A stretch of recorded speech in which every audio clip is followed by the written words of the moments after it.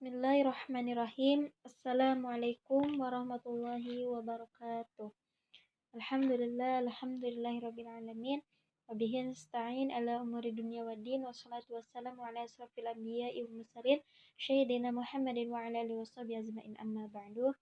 Pertama-tama marilah kita panjatkan puja dan puji syukur kita kepada Allah Subhanahu wa taala yang telah memberikan beribu-ribu nikmat, terutama nikmat iman, Islam, dan nikmat sehat walafiat. Salawat serta salam tak lupa pula kita haturkan kepada junjungan kita, yakni Habibana wa Nabiyana wa Syafi'ina wa Maulana Muhammad Sallallahu Alaihi Wasallam, yang menjadikan kita beriman, Islam, dan berilmu pengetahuan. Yang saya hormati Bapak dosen Ustadz Dr. Andes Haji Ahmad Alim LCMA sebagai dosen mata kuliah Islamic Worldview. Di sini saya Nurul Hikmah akan mempresentasikan mata kuliah Islamic Worldview dari pertemuan 8 sampai pertemuan 15. Langsung saja saya akan menjelaskan pertemuan pada ke-8, yaitu tentang integrasi ilmu dan adab. Dalam Islam tidak ada pemisahan antara ilmu dunia dan akhirat, tetapi lebih dikenal dengan ilmu fardu ain dan fardu kifayah. Sebab keduanya itu bermanfaat bagi kehidupan, yang terpenting adalah niatnya. Jika diniatkan untuk mencari ridho Allah dan ibadah, maka itu ilmu dunia ataupun akhirat. Agar ilmu itu bermanfaat, integrasikan antara ilmu dan adab. Ketika ilmu tanpa adab sama saja antara pohon tanpa buah, tidak ada manfaatnya. Dan adab itu pengalaman inti dari ilmu yang bermanfaat. Ketika beramal tanpa ilmu, amalnya akan ditolak, dan sampaikanlah ilmu sesuai kapasitas. Integrasi ilmu dan adab ada pada Al-Quran surah Toha ayat 144 yang artinya, maka maha tinggi Allah Subhanahu wa taala, raja yang sebenar-benarnya, dan janganlah engkau Muhammad tergesa-gesa membaca Al-Quran sebelum selesai diwahyukan kepadamu, dan katakanlah, ya Tuhanku, tambahkanlah ilmu kepadaku. Ada langkah pada adab. Yang pertama, memiliki adab dalam dirinya. Yang kedua, adab pada guru. Dan yang ketiga, adab pelajarannya. Kemudian untuk pertemuan 9, yaitu tentang konsep adab dan hidup mulia. Seburuk-buruknya makhluk, senajis-najisnya makhluk yang berupa anjing yang tidak ada harganya, bahkan najisnya pun mogolazah ya, tetapi ketika dididik dengan baik, dita'lim dan dita'dib dengan baik, itu artinya ternyata memiliki nilai buruannya halal dan dihargai Allah Subhanahu wa taala. Pendidikan juga bisa merubah segalanya. Di dalam riwayat sejarah Imam Syafi'i, ketika Imam Syafi'i mempunyai murid namanya Imam Robi bin Sulaiman, adalah orang yang meriwayatkan fikih-fikih Imam Syafi'i. Imam Robi bin Sulaiman itu yaitu dia bukan mahasiswa yang kumlot, bukan juga orang yang IQ-nya tinggi, bukan juga yang prestasinya di SMA-nya pintar. Nah, Imam Syafi'i juga ketika mengajarkan Imam Robi itu hingga diulang 40 kali. Dan konsep ta'lim dan ta'dib, ketika hewan seperti hewan anjing saja dididik itu mendapatkan nilai yang tinggi ya, dan bahkan bisa masuk surga. Apalagi gitu ketika mendidik manusia. Manusia itu memiliki peluang sangat besar untuk dididik dan harus memiliki adab. Ketika jadi pendidik itu harus bersabar dan harus bergaul dengan orang-orang yang soleh. Karena kenapa? Karena mereka itu berdoa kepada Allah Subhanahu wa taala pagi dan petang, dan kesabaran itu tidak berdiri sendiri. Nah, ketika ilmu sudah bermanfaat, maka orang itu menjadi manusia yang beradab. Dan ketika orang yang sudah beradab, maka dia memiliki nilai tinggi di sisi Allah Subhanahu wa taala maupun di sisi manusia dan masyarakat. Kemudian untuk ke pertemuan 10, yaitu tentang jiwa dan problematikanya. Hidup yang sekarang ini mengalami global yang sangat luar biasa. Ketika iman tidak dikuatkan dan akidah pun tidak dikuatkan, bisa jadi manusia terkena berbagai macam penyakit kejiwaan. Penyakit wabah, depresi modern yang disebabkan karena mengikuti kepentingan hawa nafsu Dan juga disebabkan banyak orang nih yang lupa adanya hari pembalasan karena mereka mengejar kenikmatan jasmani dunia. Ketika melakukan perbuatan dosa dan tidak langsung beristighfar dan bertaubat, maka akan muncul semacam problem dalam kalbunya. Dan ketika hati sudah bermasalah karena dosa-dosa yang dilakukan, maka ia akan terjangkiti oleh sifat-sifat yang akan merusak hal tersebut. Ada beberapa macam problem manusia pada zaman modern ini, yaitu sesungguhnya jiwa manusia itu hatinya terganggu disebabkan oleh perilakunya sendiri nih. Jadi berarti manusia itu hatinya itu bakal terganggu sesuai dengan perilakunya sendiri gitu. Kemudian disebabkan oleh perbuatan dosa dan maksiat. Jadi hati juga akan tertutup ketika kita terus melakukan beberapa dosa dan maksiat.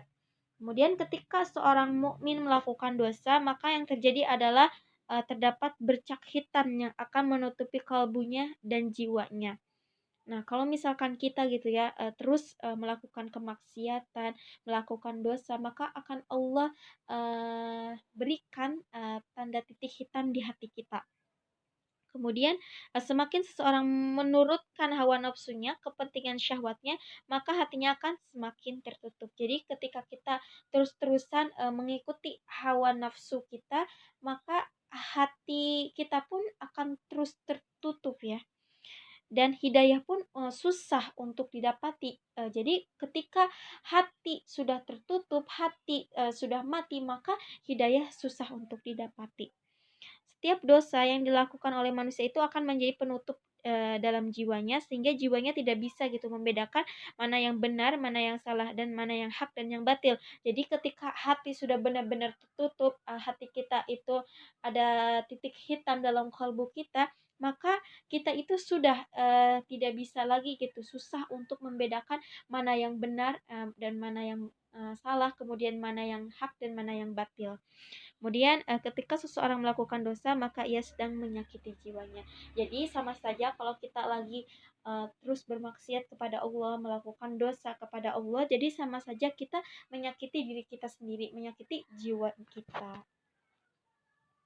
Kemudian tertutup hati orang-orang munafik, karena orang-orang munafik itu dia menampakkan keimanan dan menyembunyikan kekufuran di dalam hatinya. Jadi antara zohir dan batinnya tidak sama. Ketika hati sudah tertutup, maka pintu hidayah pun tertutup. Dan jangan pernah sampai dosa-dosa itu mengeraskan hati kita ya. Ketika hati sudah keras, maka hidayah susah untuk didapati. Kerasnya hati melebihi kerasnya batu. Kerasnya hati memiliki dampak pada perilakunya. Salah satu sifat hati manusia ketika dosa-dosa sering dilakukan, maka akan mengeras seperti itu. Kemudian solusi untuk menyembuhkan hati yang tazkiyatun nafs. Jadi salah satu solusi untuk menyembuhkan hati yang mati ataupun kalbu kita itu terdapat bercak hitamnya, dapat kita sembuhkan. Yang pertama itu dengan cara membersihkan jiwa. Membersihkan jiwa ini kita berbuat baik, terus kita itu banyakin berzikir, mengingat Allah, banyakin bersolawat. Kemudian yang kedua itu mendidik jiwa kita. Yang ketiga berbuat akhlak baik, dan yang keempat mensucikan jiwa. Allah Subhanahu wa taala berfirman, "Dialah Allah yang telah mengutus di tengah orang-orang yang ummi seorang rasul di kalangan mereka. Sang rasul itu kemudian membawa risalah di tengah-tengah mereka dan melakukan nufus." Kemudian untuk pertemuan 11 yaitu tentang konsep alam, seni dan kebudayaan. Allah Subhanahu wa taala menciptakan alam dan jagat raya ini adalah untuk kemaslahatan manusia. Supaya apa? Supaya manusia itu mengenal Tuhannya. Dan alam ini juga diciptakan oleh Allah Subhanahu wa taala tidak sia-sia, karena alam ini adalah merupakan tanda-tanda kebesaran Allah Subhanahu wa taala. Islam melihat bahwa alam ini adalah ciptaan Allah Subhanahu wa taala, dan tugas kita sebagai manusia adalah memakmurkan alam, memakmurkan bumi sebagai khalifah di muka bumi ini. Jadi kita menebarkan rahmat seluruh alam, dan ini adalah tugas kita seorang individu Islam. Kemudian ada tingkatan yang organik dalam sifat alam, sifatnya organik atau sifatnya biologis. Tingkatan hayat terbagi dua, yaitu hayat yang sifatnya dari tumbuhan dan hayat yang sifatnya di bangsa hewan. Kebudayaan dalam Islam dikenal dengan istilah tamadun, thaqafah atau penggosokan, pemurnian, dan pembersihan. Unsur alam yang melalui thaqafah itu yaitu unsur kebudayaan. Manusia yang memiliki thaqafah, dia yang menjadikan cahaya dan menjadikannya berlian.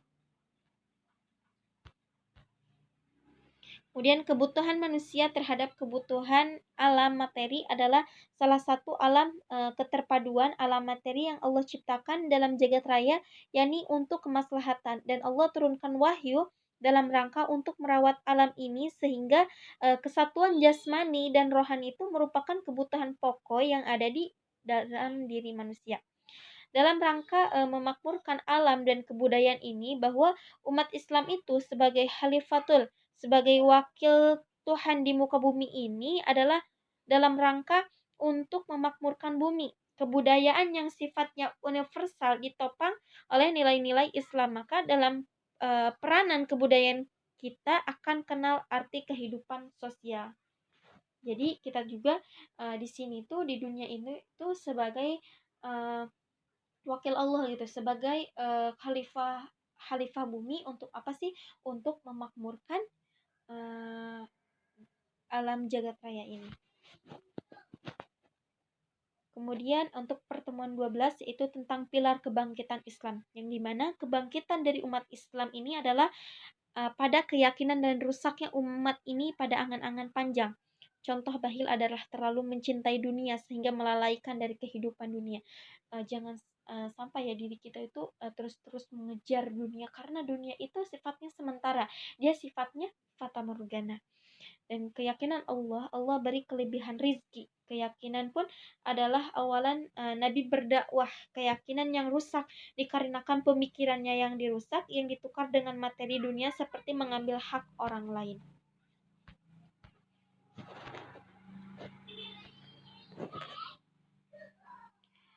Ada 3 tingkatan yakin dalam Al-Quran. Pada Quran surah At-Takasur, yang pertama ilmu yakin, yang ketiga amal yakin, yang ketiga hakul yakin. Langkah agar umat ini ditolong oleh Allah Subhanahu wa taala adalah yakin, karena kebodohan akan membuat manusia tersebut ketika keyakinan sudah mendarah daging, maka akan melihat bukti keyakinan tadi, melihat tanda kebesaran Allah Subhanahu wa taala. Kemudian untuk pertemuan ke-13 yaitu tentang pilar kebangkitan umat Islam, yang dimana peradaban-peradaban komunis menuju peradaban cahaya. Budaya perkembangan yaitu budaya keilmuan. Bukhari salah satu ini ya contohnya itu tentang Imam Bukhari. Imam Bukhari itu salah satu anak yatim. Dia diasuh oleh ibunya dalam keadaan buta.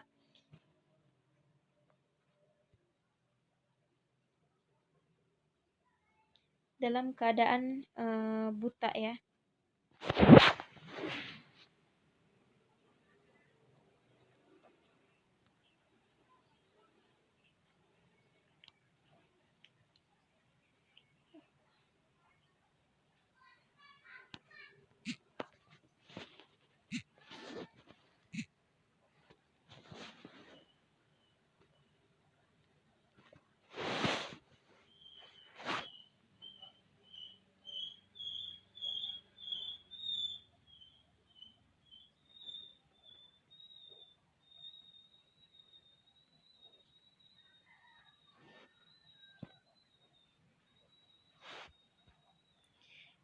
Rasa syukur itu Bukhari ini ibunya Bukhari ini salah satu anak yatim, dan ibu dari Bukhari ingin sekali anaknya menjadi seorang ulama, dan alhamdulillah ibunya senantiasa berdoa kepada Allah Subhanahu wa taala, dan doa itu alhamdulillah terkabul. Dan keberhasilan Bukhari yaitu karena doa ibunya. Peradaban dihasilkan oleh ilmu.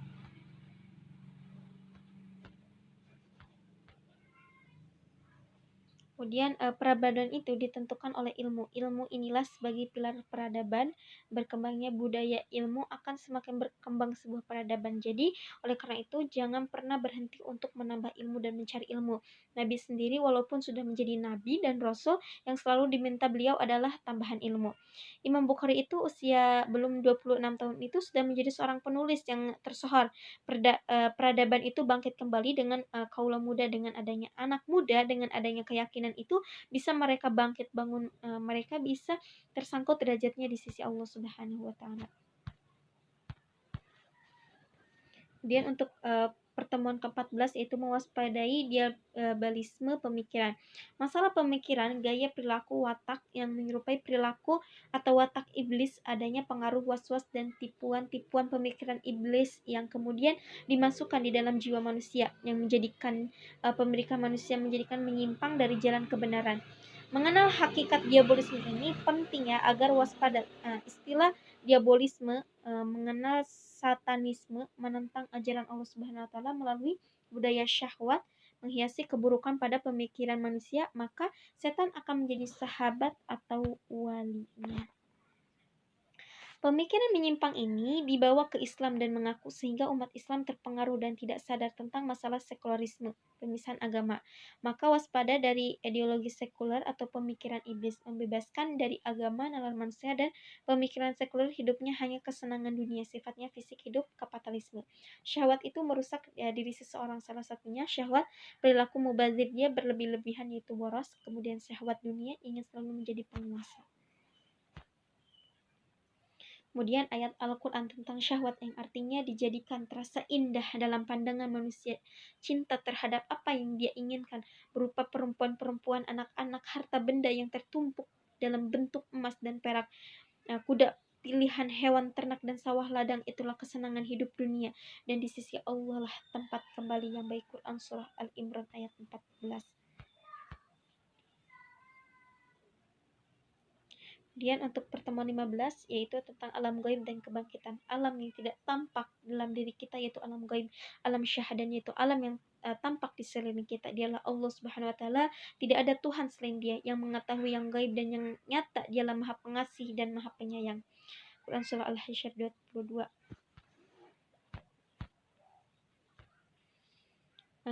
Al-Bats yaitu kebangkitan setelah hidup, alam gaib. Yaumul Khuruz yaitu hari manusia dikeluarkan dari kubur untuk dilakukan penghisaban amal perbuatan selama di dunia, keluar dalam keadaan yang berbeda. Amal selama di dunia, mana kebaikan atau keburukan, semua ditampakkan dari hari-hari penampakan, semua dibariskan dan diadili langsung oleh Allah Subhanahu wa taala. Jadi kita persiapkannya amal perbuatan kita agar perbuatan itu ketika di yaumil akhir nanti itu agar layak ditonton dan dipertontonkan. Kemudian aib akan ditampakkan semua oleh Allah Subhanahu wa taala di hari penampakan, walaupun sebesar debu pun Allah tampakkan, kecuali aib yang dimana seorang hamba selalu selama di dunia menutup aib saudaranya, maka akan Allah tutup. Artinya hamba ini tidak pernah gibah.